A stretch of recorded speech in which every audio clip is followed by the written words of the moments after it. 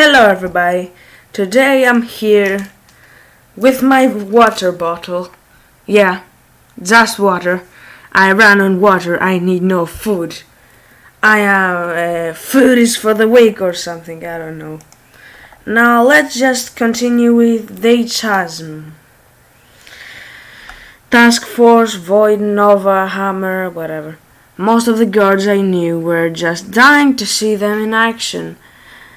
I was the odd one out in that regard. Well, they were here now, and those guards were too dead to see them. Yeah, that's true. Oh, I'm sorry for that. Really was a distasteful joke. I guess Adrian's presence has rubbed off on me just a tiny bit. Well, it was a great joke. Whatever. Speaking of Adrian, he was feverishly fumbling around in his pockets while keeping his eyes glued on the monitor. After a few moments, he tossed a bag of white powder onto the tape. Wait a minute.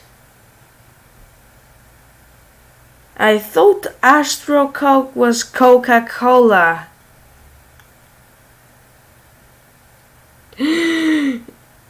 Astro Coke, I said.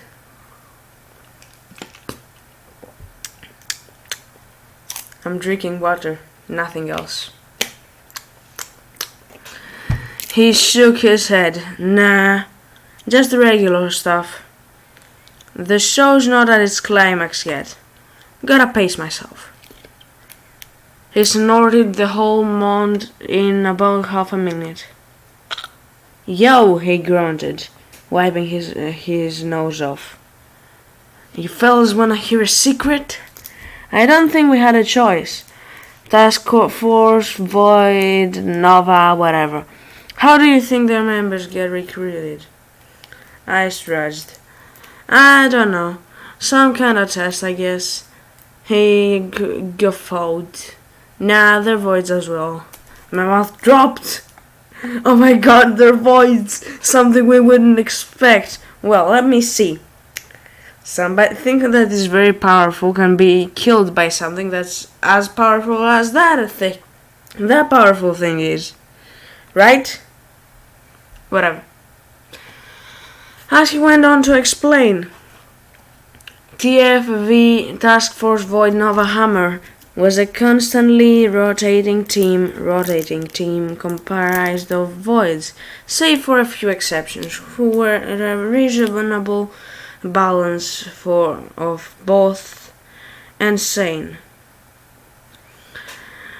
In fact, different countries occasionally lend their own voids to one another to use for their respective forces. In exchange for their service, the members would be allowed to live freely among society, although they were monitored heavily while doing so. Bad. Too bad. You sure know a lot of confidential stuff, Sandhu said to Adrian. Who the hell are you? Adrian sat in the seat. Nobody. Just a dabbler. Wait a minute. A jack of all trades, master of a good handful. Well, whatever.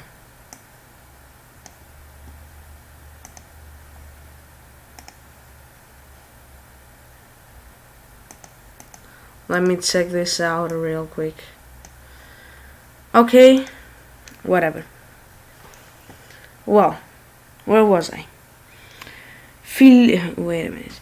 He sure was insufferable.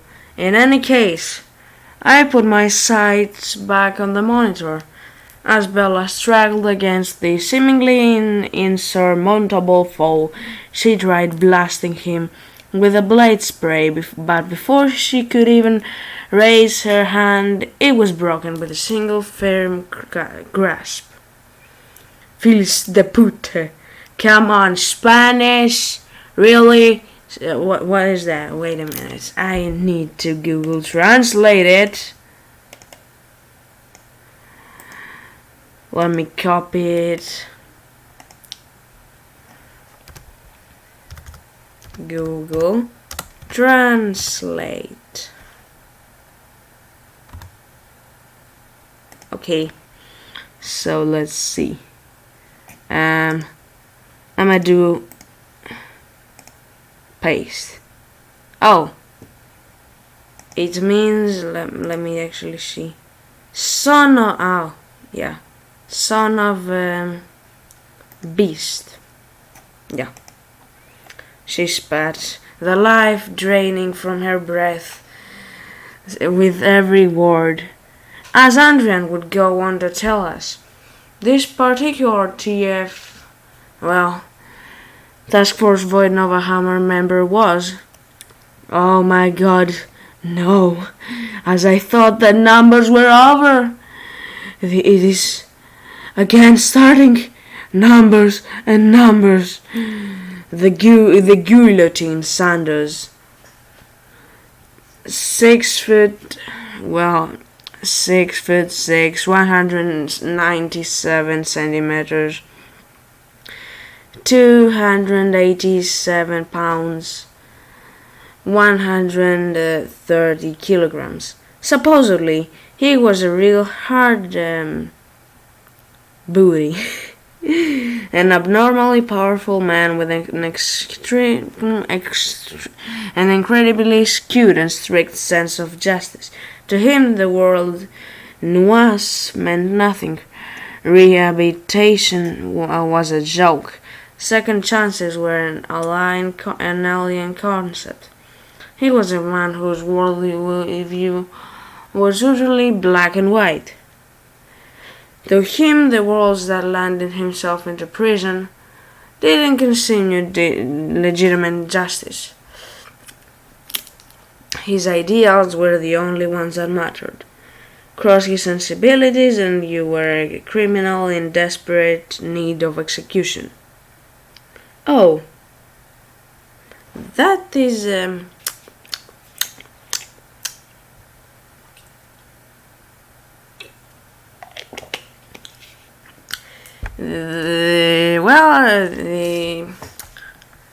the actual what says only what I say is important. Whatever. He got pretty notorious reputation in this parts. Adrian continued.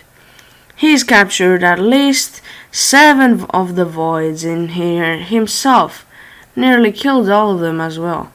Honestly, I'm not rooting for him to win. Gonna be too hard to wrangle it in afterwards. Just as Bella looked about ready to pass out, Kentai was blindsided by a sudden rush from Luz. Oh, the Kentai guy, whatever. Well, I guess blindsided wasn't really the right term. Kentai broke his crike with relative ease. There's revenge customer numero uno, Adrian said. The big guy wiped out Luz's entire village before dragging him into this place. No wonder he's pissed. Oh, that's the guy. Whatever. For the first time, Luz had a fierce expression on his face.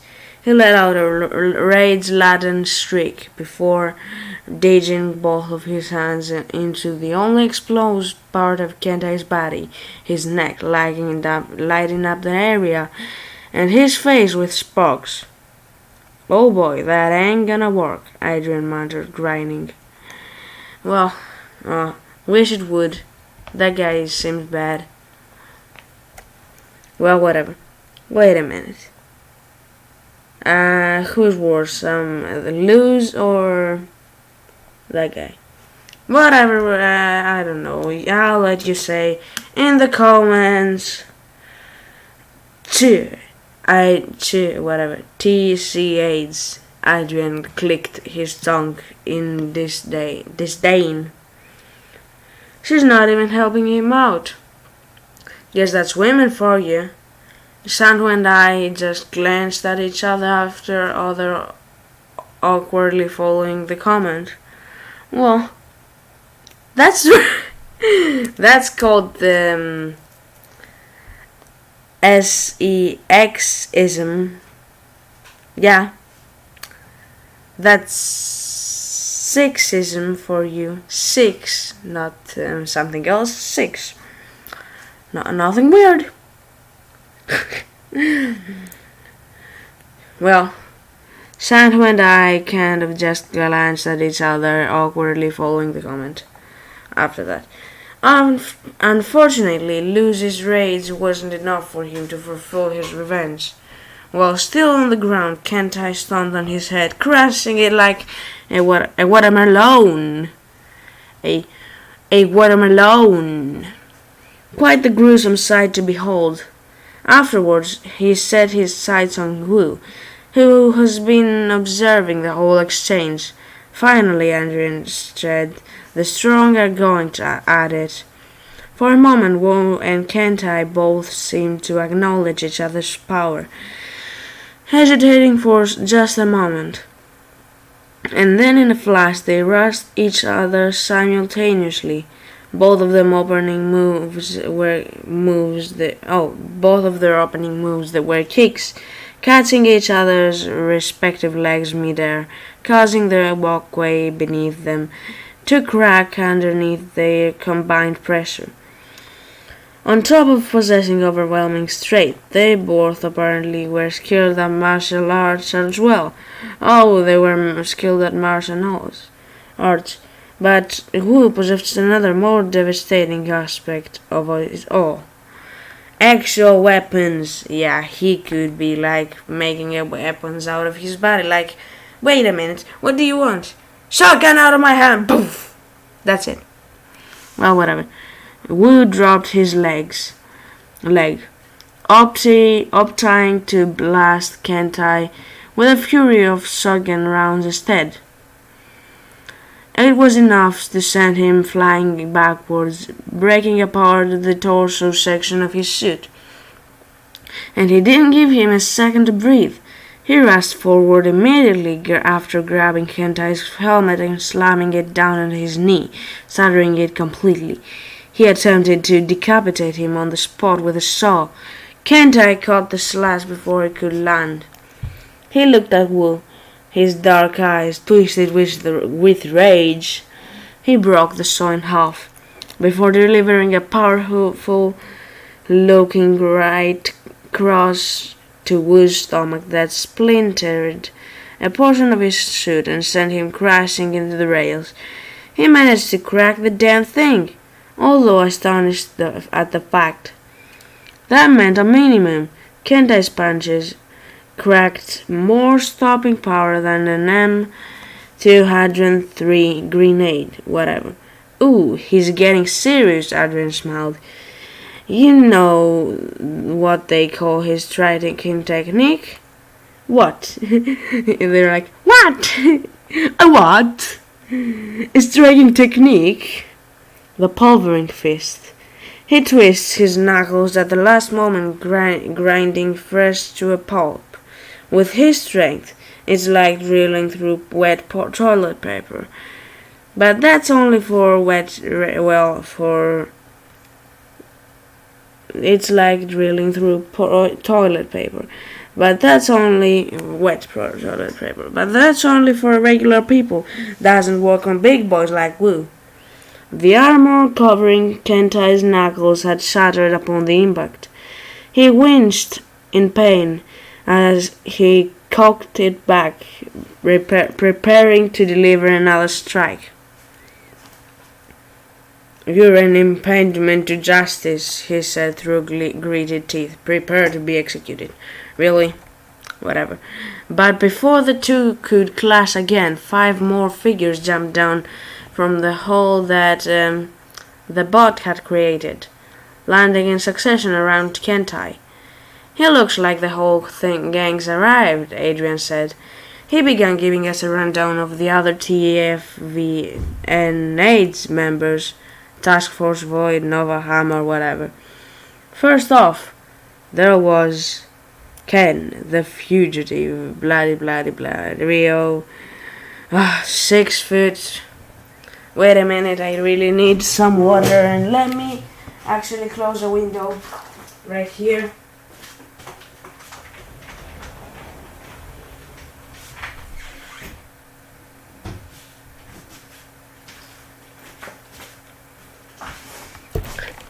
It's quieter now, isn't it? Delicious water. Yeah, delicious water. First off, there was Ken the Fugitive, Rio, 6'2", 188 centimeters, 165 pounds, a Korean American from Brooklyn, not the super malicious guy. He kinda just did whatever the hell he wanted. Problem is, a lot of those happen to be illegal and unethical, let's be honest. He nonchalantly chewing tobacco as he leaned on the rails. His ability was rather interesting, even Adrian had a hard time explaining it. Physically speaking, Ken was more or less average, but he could summon portals from which obscure-looking but terribly powerful entities would emerge and tear apart his opponents. But at the end of the day, all that he really wanted to do was to escape. He really hated being monitored.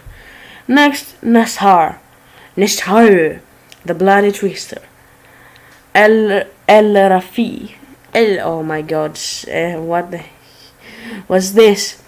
5'9", not saying any centimeters and other things on board. 168 pounds. Was a loan from the Saudi Arabian government. Possessed the ability to transform into a whirlwind composed of a glass-like material, moving at speeds upward to 120 miles per hour, aka 193 kilometers per hour. I didn't know how much kilometers are compared to miles, whatever. Along with being able to blast out deadly streams of shards at multiple targets at once. Quite the gruesome way to go out. Was also a real weird guy. Nearly every other Void assigned to Task Force Void Nova Hammer had relatively clear ambitions. His were an absolute mystery, but he probably wasn't up to anything good.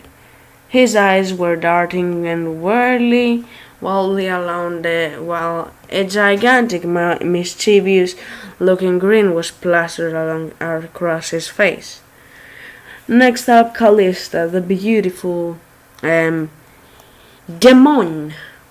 Nothing weird, demon. Demand. Yeah.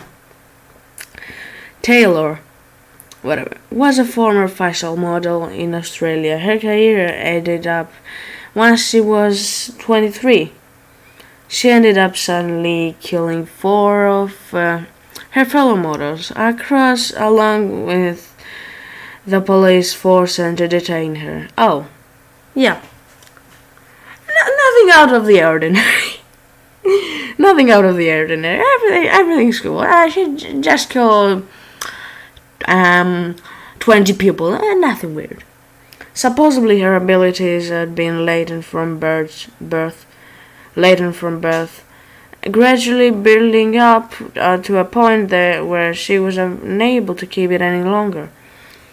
In her weird form, her mouth would fall abnormally agape. Dark rings would form around her pupils and her body would be engulfed with cold grey flames. At that point she would become intangible, like a ghost, and drift into the victims' bodies, causing them to bleed profusely from every orifice. But that only worked for humans. For most voids, she would have to resort to physical brawling using her razor-like fingers. So she has sharp nails. Scrappy, scrap, scrap, scrap. I'll scrap you. Whatever. Razor-like fingers. Her ambitions were fairly explicit. She just wanted to kill everybody, void or not. Whatever. It begged the question as to why they'd even assigned her to the force to begin with, given the fact that she was so volatile. Whatever, I guess we'll never understand these people. She was staring intensely at Nazar, without any real emotion behind her gaze. Kind of just looked like she wanted to kill him for the sake of it. Whatever. Continuing, there was Clint, the normal guy from Rockwell, whatever. Like Nazar, he was also a mystery. Supposedly, he'd never been a void at all. No otherworldly powers or abilities, just a really regular, albeit capable guy. He didn't know a lot about him, only he was a special case. Whatever. Where was I? Granted access to confidential information and a spot on Task Force Void Neverhammer due to a recommendation from an unnamed higher-up in order to compensate for his lack of physical abilities. He was granted an oversized power suit dubbed the Behemoth, along with the God-slaying cannon, a heavy-duty automatic rifle that fired explosive rounds, 600 RPM. I don't know what RPM is. I don't plan on finding it out. Hopefully we see what happens later and we'll learn what RPM it can do, or 600 RPM can do. I don't know, probably, let me think. Blow up an entire city, very likely. Whatever. He stood still with a rather determined expression on his face, as he had his mind set on a singular concrete objective. Rounding out in the bunch was the de facto leader of the force, Jack, the all-American from whatever, 6 foot, 200 pounds. Like Clint wasn't a void. Born in Oklahoma and belonging to a prolific family, he was an incredibly skilled soldier turned government agent who managed to work his way up to the top with the help of some nepotism. What is that? I don't know. Eventually, he was chosen as the inaugural subject of a project dubbed the Paragon Trials, in which government scientists would attempt to genetically engineer superhumans. Me once talking. Whatever. Well, he wasn't the first, but he was told that he was the first, for peace of mind. In any case, his trials ended up working out in the end. I guess the 8th time was really the charm. 8 times, whatever. As a result, he was basically superhuman, save for the flight. Genetic engineering hasn't really advanced that far yet. Man, look at those blonde curls, Adrian commented. What? How the flip does he get his hair like that? Oh, okay. That's weird. He had an arrogant grin on his face as he strolled to the front of the pack. It only took me 5 seconds of looking at him to reach to the conclusion that he was probably a giant, a-hole. What's the rush, can't I? Let's not get too excited here, Jack said. Remember who's giving the orders, yeah? Oh yeah, I need to sound like an a-hole now. Your arbitrary orders mean nothing to me, can't I? Responded, still staring vehemently at Gru. The only thing that matters is justice. I could see a large vein pulse on Jack's forehead from the opposition. Okay, he muttered before seemingly composing himself. Let's finish the task at hand. He directed the gaze towards Wu. Come on, big guy. You lost your chance at a fair fight when you decided to become a robot psycho. Whatever. While Wu may have been a match for Kentai by himself, taking on the entire task force Void Nova Hammer at once was a rather tall order. I guess he knew this himself as he jumped over the rails, landing on a lower floor. We're going after him? Jack said, stepping forward. We're going after him. No, he's not asking. He's like, we're going after him! We can do this! Jack said, stepping forward. The rest of you, take out the riff-raff. They want the Voids alive. But I'm gonna be sorely disappointed if you don't bring me back some freaking minced meat. Really? That's weird. That's one thing him and the Kentai could agree on. And remember, he said, turning back, his expression was suddenly teeming with fury. You're all scheme freak pieces of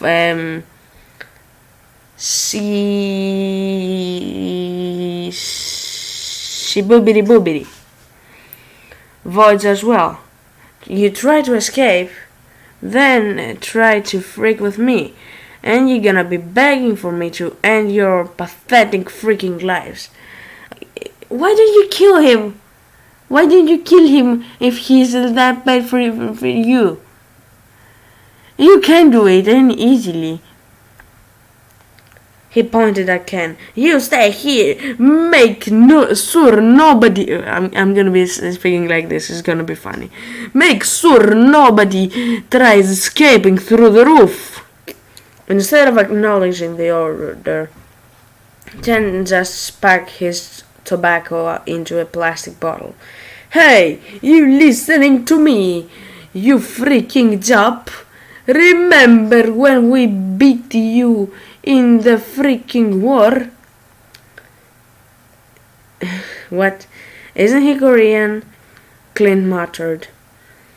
Ken just raised an eyebrow in the remark. Dude, I don't even know how to respond to that. Look, whatever, just freaking listen to me. Just screamed. Oh, whatever! Just freaking listen to me, alright? Jack screamed. Ken grinned sarcastically and he made a defensive gesture. Okay, boss. Well, whatever. I should be like, look, whatever, just freaking listen to me, alright? Jack screamed. Okay, whatever, let's go on. Jack's forehead vein plunged out even more. He was really starting to look really gross. Gross. This is gross. Alright, let's freaking go then. After finishing his motivation speech, he jumped down, presumably going after Wu. Save for Ken, the rest of Task Force Void Nova Hammer followed suit, scattering throughout the chasm in search of the remaining voids. The strong were finally about to converge on one body path. As dark, weird, and gruesome as this whole situation was, I'd be lying if I said I wasn't at least a little bit excited to see what was about to transpire. Yeah, maybe you die there, but whatever. You know, you have this guy who will save you no matter what, so whatever. So where was I? God, I can't even hold my eyes still, Adrian said, beaming at the perspective of utter carnage ahead. My eyes ended up drifting towards the dancing guy. He was jubilantly performing this shuffle along the second floor walkway. Oh, soon enough, he crossed paths with Nassar, who had been grinding like a madman. Without much hesitation, he stepped forward, heading right towards the dancer. Well, I guess it's over for him, I said. I had yet to hear about anybody being able to inflict any kind of damage against the dancing guy. The only thing that we could really do was contain him. And I severely doubt that things were gonna be any different here. I'm not so sure, Adrian responded. The guy is a wild card. I think he's just testing the waters here. Before I knew, Nasser had gotten dangerously close. I held my breath in anticipation. There's no way, I thought. And I was right. Nassar tried to strike the dancer, but it was blitzed immediately. I could hardly even comprehend what had even happened. One moment, he was in the midst of throwing a right cross. The next, he was planted firmly within the concrete wall, missing an arm and a gaping hole in the chest. Holy flip! He sprouted. He looked towards the dancer, still grinding. Damn you, strong! What the hell is wrong with him? I wondered out loud. Nothing at all, Adrian answered. I think I found a kindred spirit. Nassar pulled himself out of the crater he'd made, displaying zero indication that he was in any kind of pain at all.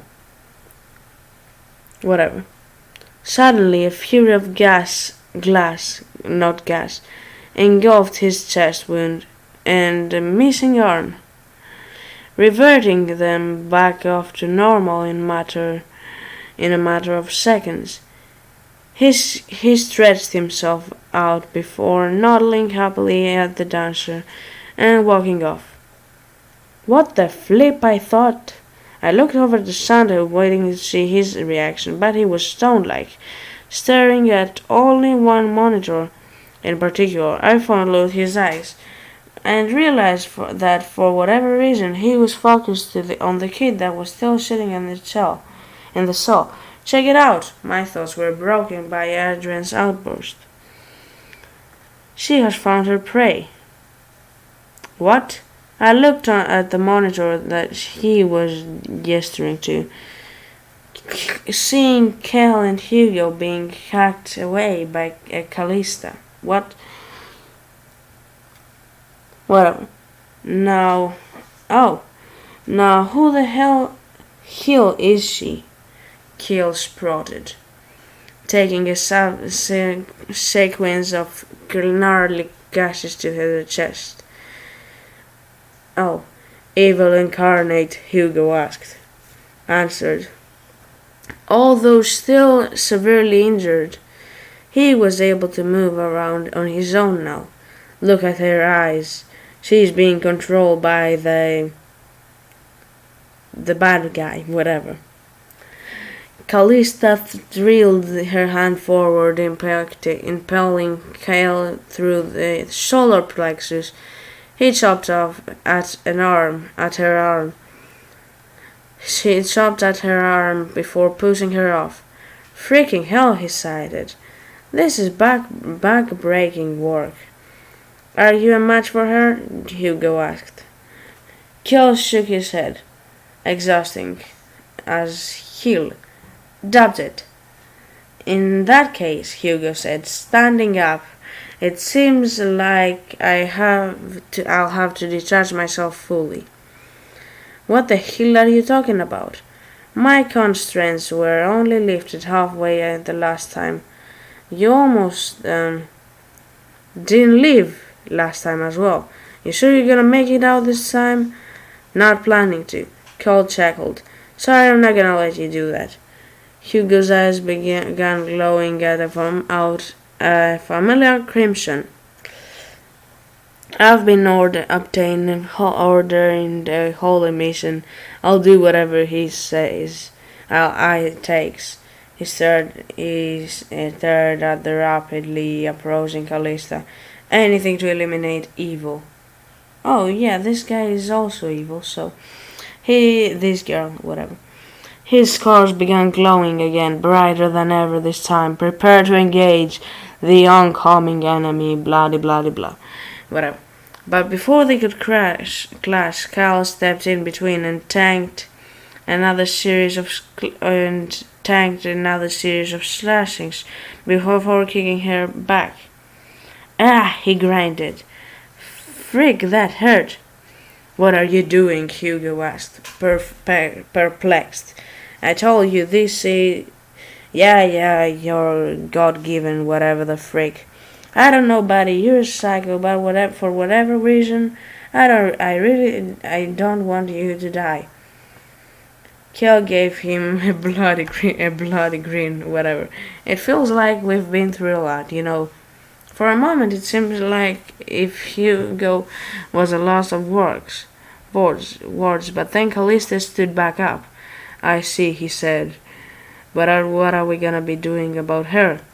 Kel looked down and sighed. Well, that's the real question, ain't it? Kel clenched his teeth as Callista began charging at them once again. Looks like Lady Luck's on their side today, Adrian said. I realized that he meant when one of Callista's hands were beaten straight off by the chattering man. Oh, who had stolen into the fray from an adjacent corridor? Well, frick, Cole said, watching the two suddenly preoccupied with each other. Looks like God is looking out for us. Well, whatever. He growled at Hugo, who simply nodded back. As those two got the freak out of the loads, Callista and this chattering man began relentlessly butchering each other. Using her remaining hand, she made 2 quick slashes in succession, tearing open his chest and his forehead. In response, the chatterer beat a wound portion of her shoulders off. This went on for a few minutes, so the one was scratching and the other one was biting. Bitey, scratchy. Whatever. It's like the chatterer used scratch. The model weird thing used bite. No, I think quite the opposite. Whatever. Well, yeah. Until about half of Callista's body remained, and about 90% of the chatterer's skin had been shredded off, staining the entire area of a gory red. But even whatever. Superhumans had their limits. They were both beginning to slow down. Callista twisted her bloody knife-like fingers, pushing them into the chattering man's mouth and through his throat. While it was still lodged there, she threw her arm upwards, splitting his head apart. You know, the chattering man could eat her hand. Whatever. But at the exact same time, the chattering man swiped at her head, twisting her neck clean off. Oh, that's great. So they're both knocked out. They both fell simultaneously, as combatants who fought to the end. It was by far the most brutal bout I had seen thus far, although there was certainly some fierce competition for that title. I decided to check back on the voids that were still contained. The Titan was still in his cell, The calamity's light also remained green. The kid hadn't stepped out either. But then there was the warden. Clint had stepped into his cell, donning the behemoth suit in all of its distractive Why am I speaking weirdly? Distractive glory, wearing it brought them roughly to the same size. Still, he was just an ordinary guy coming up against an unfairly powerful monster. Unless he had some tricks up his sleeve, this was gonna get really messy real quick. Hey, he said, grinding at the warden through his horrified visor. You've been chasing me all this time. Thought I would. Wait a minute. Thought I would finally come and see you instead. Sounds like they have unfinished business, Adrian said. That much was probably true.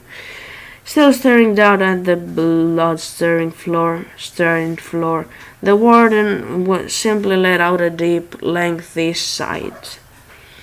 When he finally looked up, there was nothing in Pete-like eyes but sheer-like rage. Your death won't be quick. Da da da. His voice was deeper than Mariana's. It was deeper than the Mariana's. Before Clint could even get this guard, before Clint would, oh my god, before Clint could even get his guard up, he was brutally blitzed by a sudden rush. The warden was moving so fast, he was effectively a blur.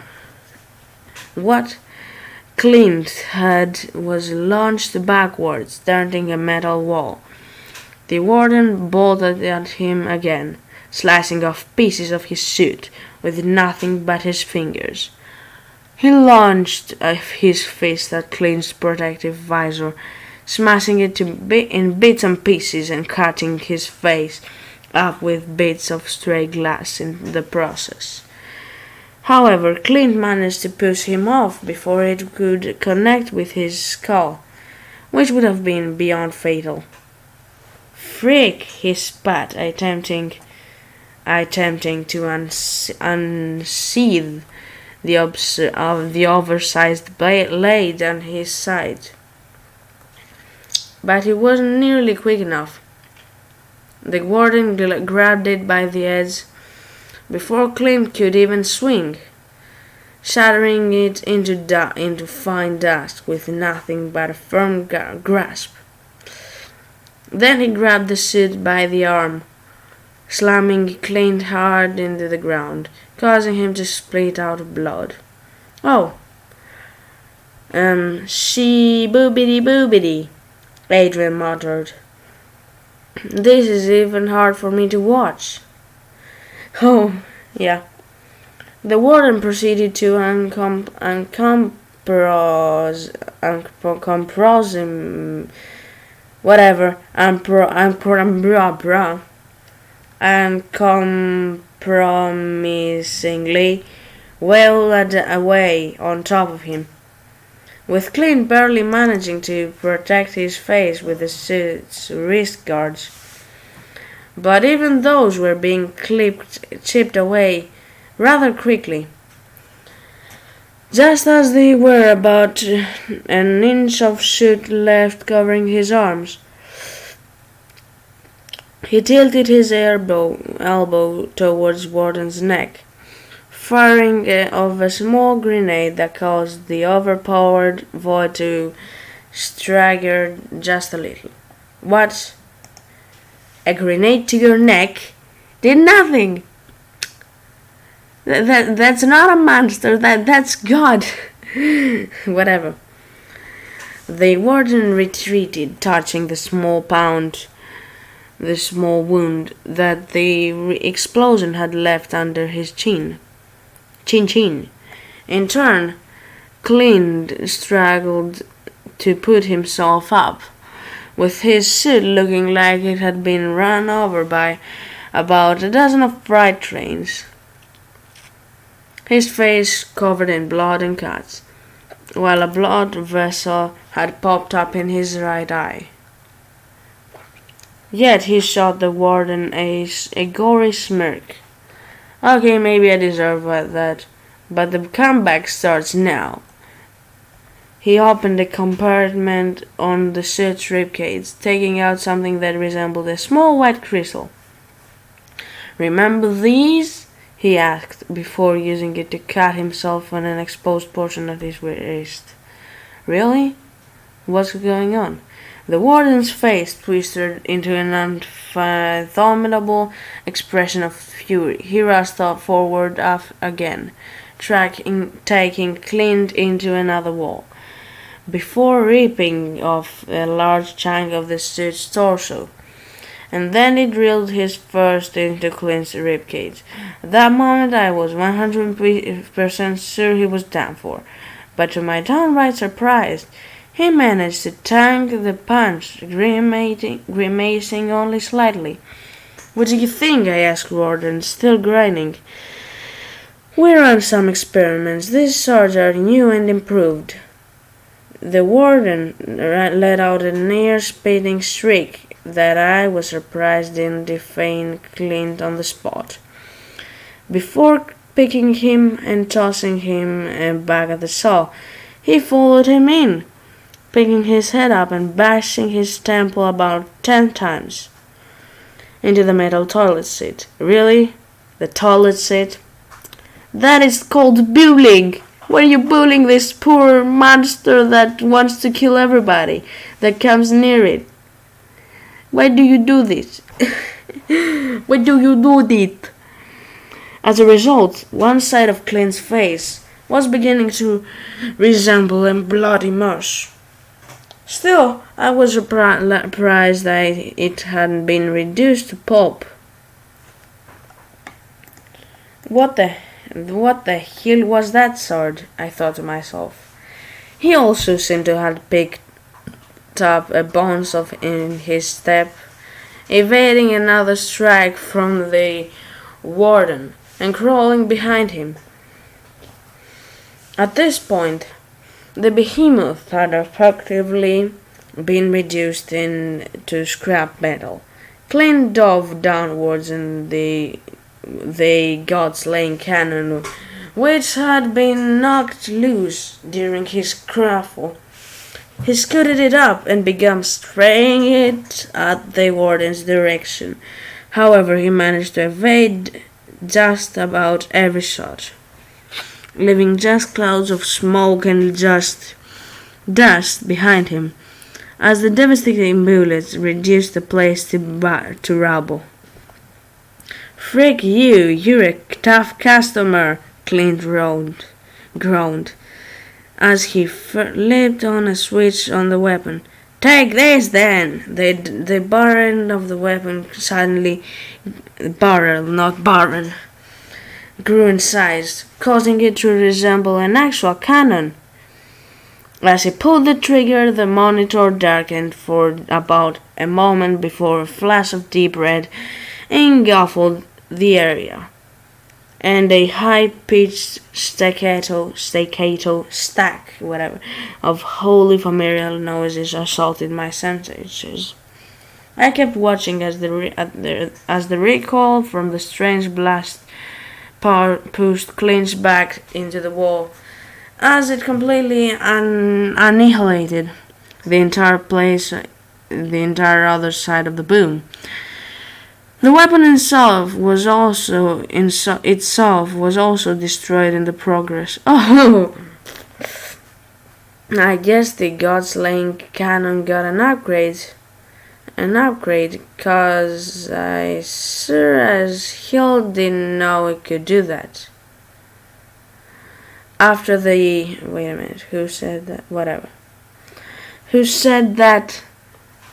Very likely, I don't know, whoever knew that or said that, very likely Adrian, whatever. After the smoke cleared, everything was silent for a few moments.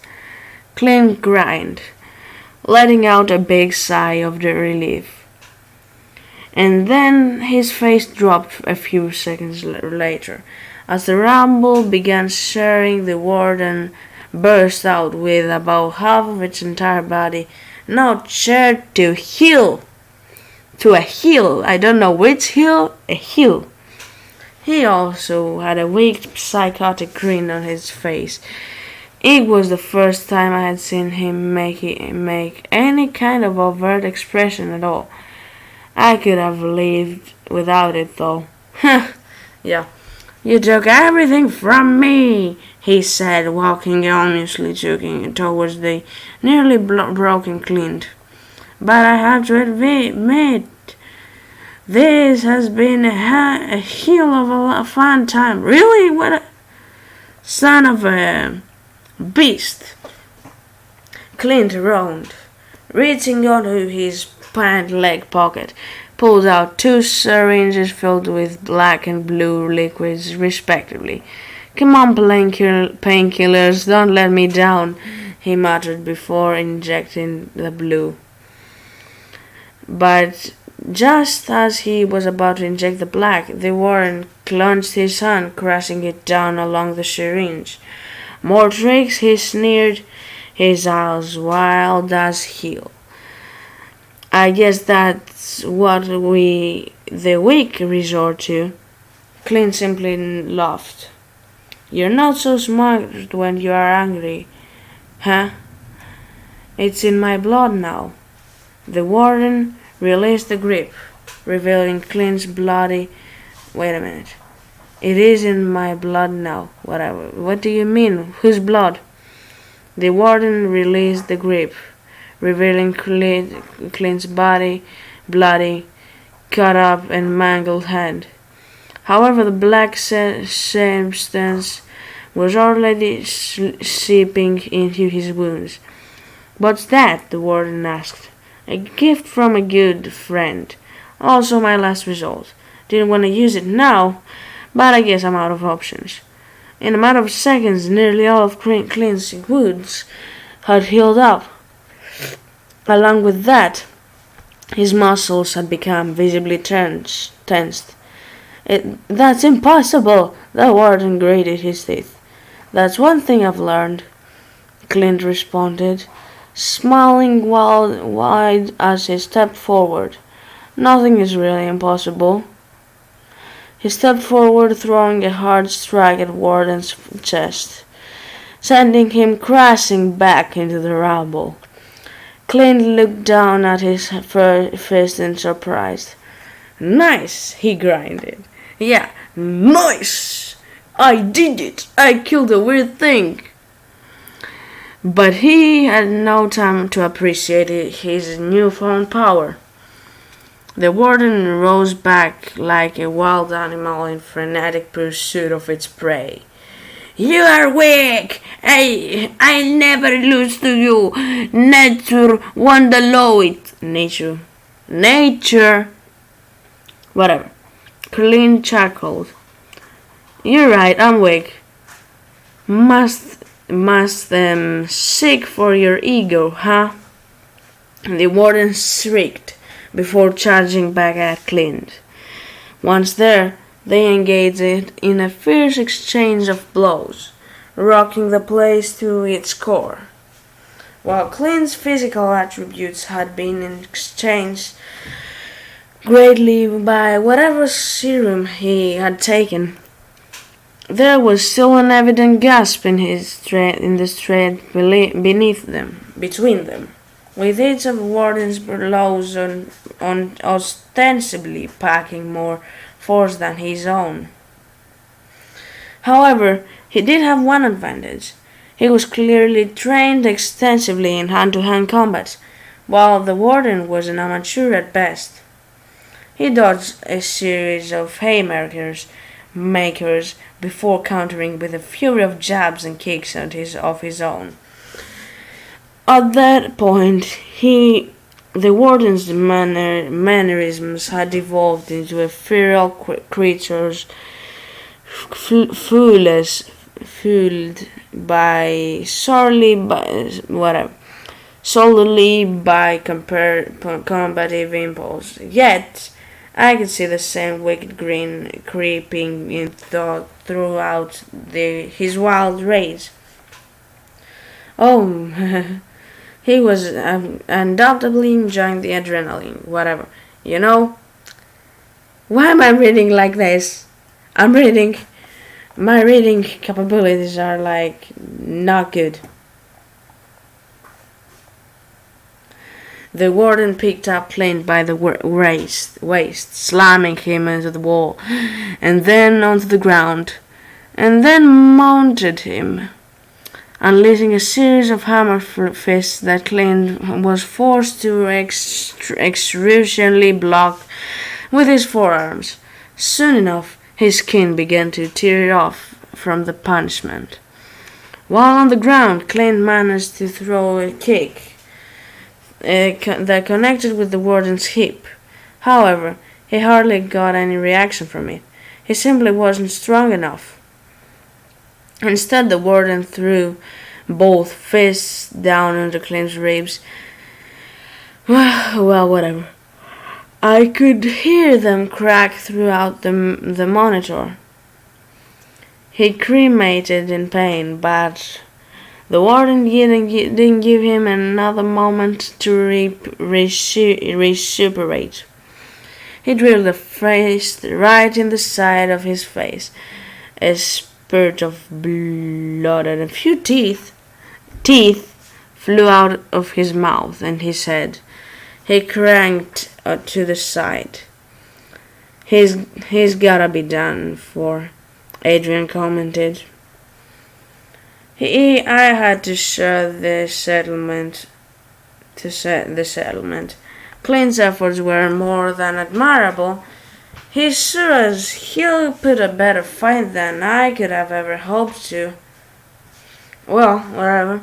But even with all his tools, tricks, and skill, was no match. Water.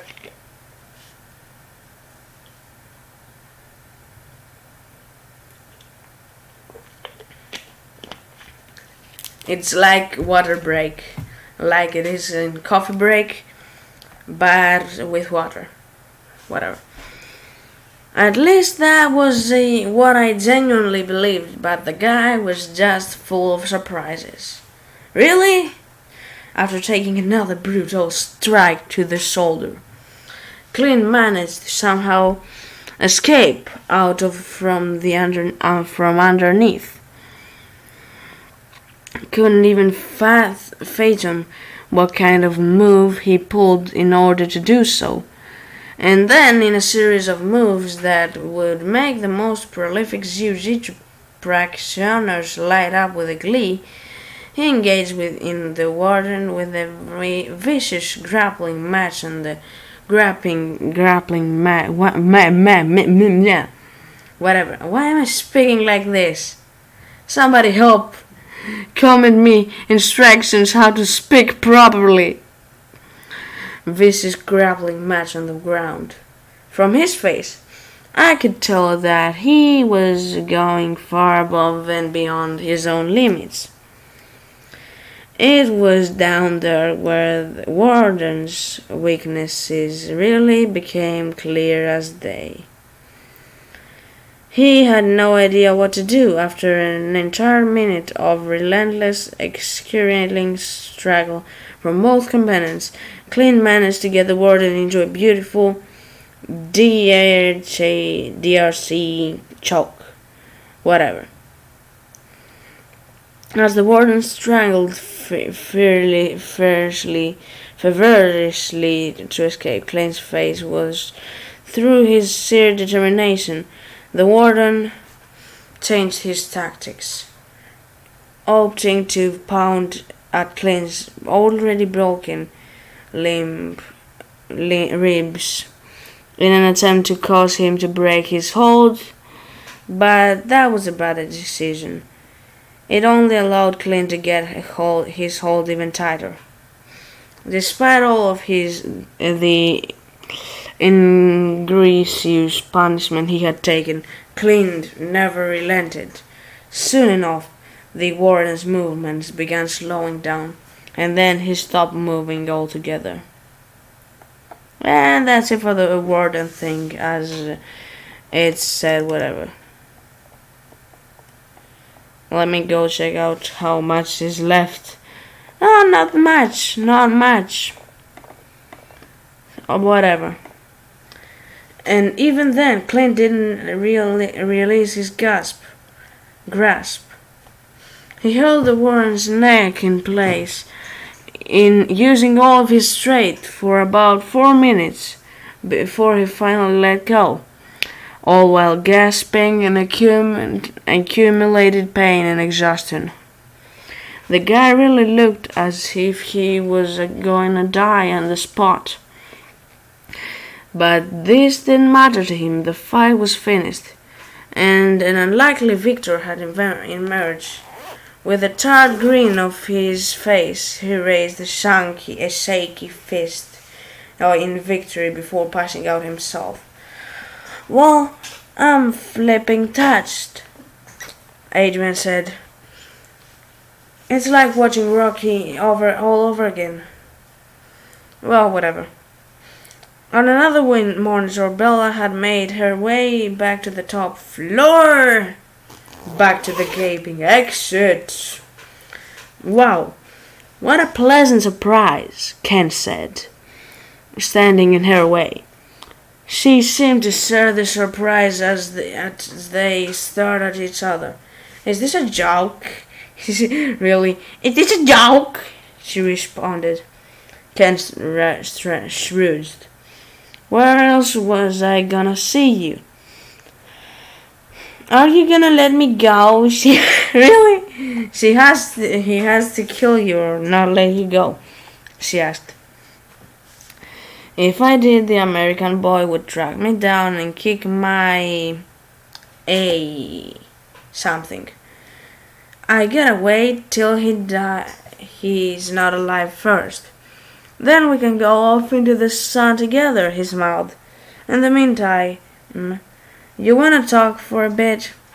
She sighed. What do you think's going on here?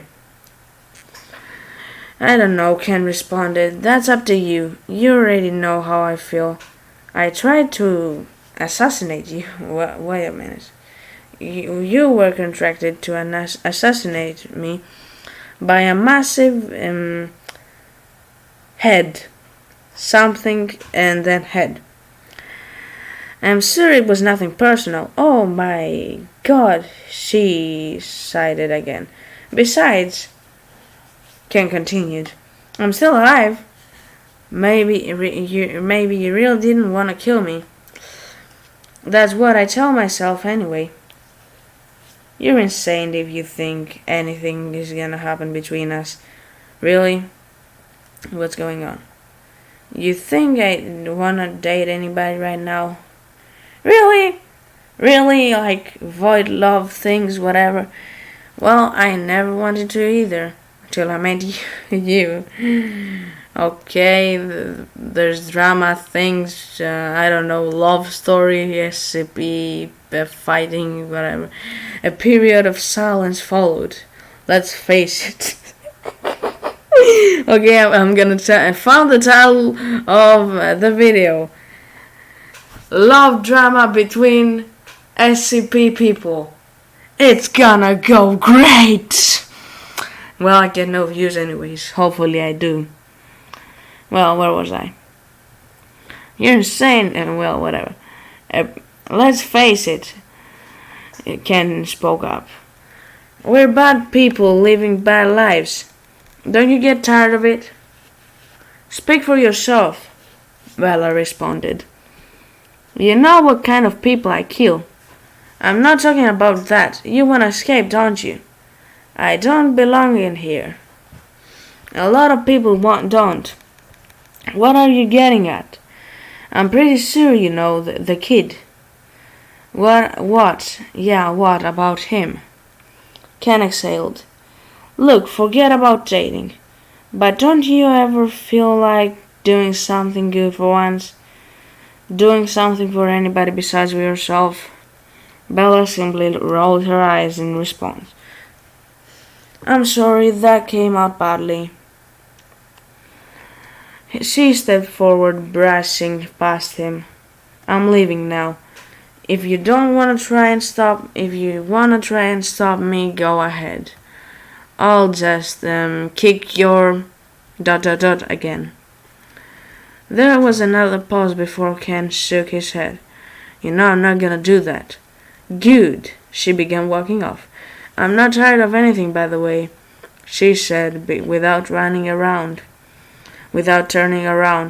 I'm in control of my own life, and I kind of enjoy that. She left Ken looking somewhat melancholic. But eventually she began smiling again. Of course you do. He took off, abandoning his post.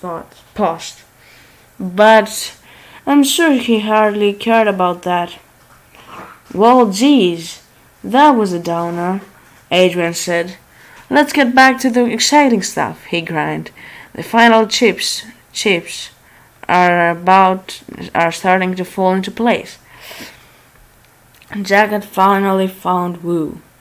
You China's secret weapon or something, he asked, approaching the mechanical menace, who remained silent. Doesn't matter, he continued, clenching his fists. America as always on top. Really?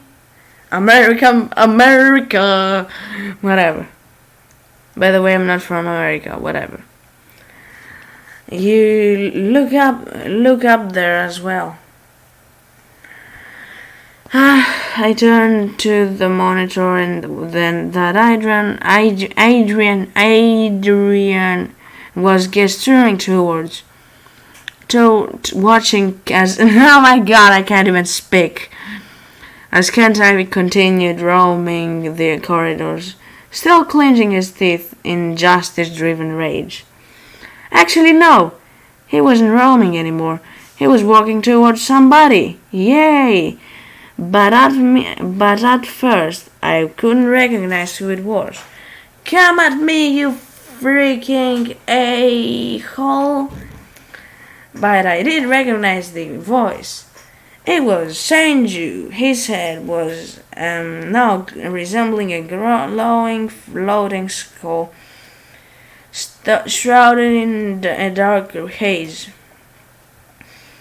Didn't he not be alive anymore? I asked, confused. Adrian chuckled. Don't you know anything about the Wraith style? One of its core proponents is the revival technique. Of course, I thought. How could I know that?